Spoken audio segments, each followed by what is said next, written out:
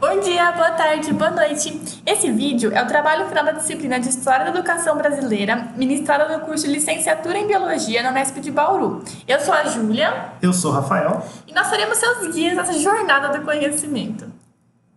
Nesse trabalho a gente vai abordar os seguintes tópicos: introdução, considerações sobre o neoliberalismo, mecanismos de atuação do neoliberalismo, influências do neoliberalismo na educação brasileira, alguns exemplos e as consequências do modelo neoliberal.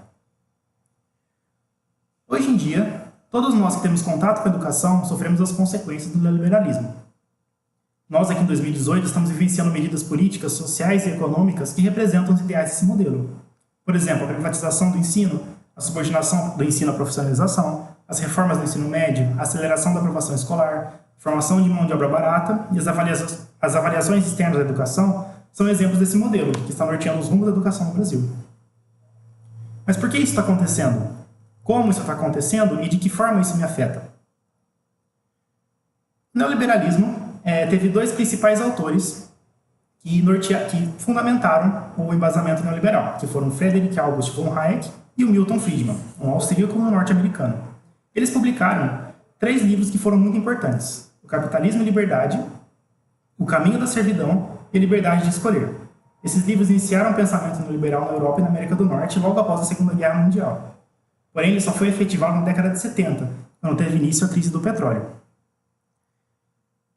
O neoliberalismo é um modelo político e econômico que critica o papel do Estado enquanto responsável pela manutenção do bem-estar social. Para isso, ele propõe a privatização de diversos setores sociais e a diminuição de diversos direitos da população. Como o neoliberalismo surgiu após a Segunda Guerra Mundial, ele foi bastante influenciado pelo contexto da Guerra Fria, que foi uma corrida armamentista e tecnológica e envolveu boa parte dos países do mundo. A crise colocou o mundo numa recessão muito duradoura, que proporcionou as condições ideais para a implementação do neoliberalismo. Consequentemente, o preço da gasolina subiu enormemente e as crises acabaram aumentando o preço dos alimentos e de vários outros produtos. O neoliberalismo começou a ser colocado em prática após a grande recessão capitalista dos anos 70, que foi a crise do petróleo. O Hayek e o Friedman defendiam que as causas das crises foram os movimentos operários e suas reivindicações por melhores salários.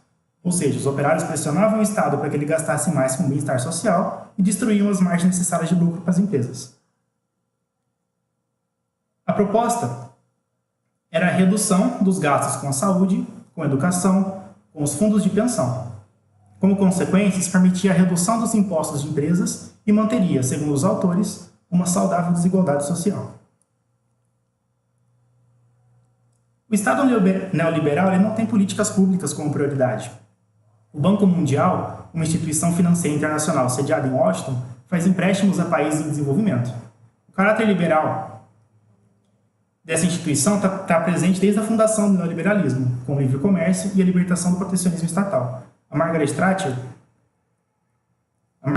ela fala uma frase que é bem importante: não existe sociedade, existem homens e mulheres individuais e existem famílias. O principal mecanismo atuante para atingir esse objetivo é o Banco Mundial. O caráter liberal está presente desde a fundação dele, que é o livre comércio e a liberação do protecionismo estatal. O Banco Mundial, após os anos 50, fez empréstimos para países subdesenvolvidos, como o Brasil. Assim, os países precisam cumprir exigências para receber novos empréstimos. Por isso, ano após ano, a dívida externa do Brasil tem crescido. Nesse gráfico, a gente vê que desde 1970 até 2014, tirando alguns períodos de menor crise, a dívida externa do Brasil só cresceu. A partir dos anos 70, o Banco Mundial passa a concentrar seus investimentos em questões sociais, investindo no incremento da produção. A educação passa a ter créditos da agência desde que seja desenvolvida nos moldes do Banco Mundial. Essa é uma propaganda do Banco Mundial sobre o financiamento da educação no mundo. A partir dos anos 70, o Banco Mundial passa a concentrar seus investimentos em questões sociais, investindo no incremento da produção. E a educação passa a ter crédito da agência desde que seja desenvolvida nos moldes do Banco Mundial. Foco na produção de mão de obra. ênfase nos processos de alfabetização e domínio das 4 operações matemáticas, com um caráter compensatório da educação. O foco da educação é o preparo do indivíduo para o trabalho. Dessa forma, o caráter de preocupação social para a formação crítica de um cidadão é deixado de lado. Na década de 80, a situação não mudou. A escola, enquanto instituição social, passa a ser pensada como uma empresa produtiva e é com essa concepção que são planejadas as estratégias que direcionam as políticas educacionais. Frase dita por Almeida e Damasceno no ano de 2015.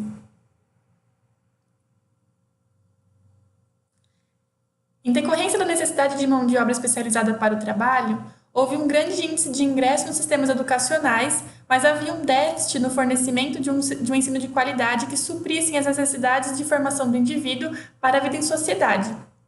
A diminuição dos custos e investimentos na produção em educação foram obtidos através da restrição do teto de gastos e a setorização dos problemas escolares pela Fundo Escola, que trata dos problemas de forma setorizada. E a educação, ela sempre foi medida, ou ela sempre teve como parâmetro de análise as avaliações externas, como, por exemplo, o Enem e a Prova Brasil, que desconsideram o processo educacional. O neoliberalismo atua através de restrições à educação do Estado e contribui para o aumento da desigualdade social. As classes elitizadas podem fugir das influências neoliberais da educação pública, indo para as esferas particulares de ensino. Quem defende o modelo de educação neoliberal muitas vezes lucra com ele.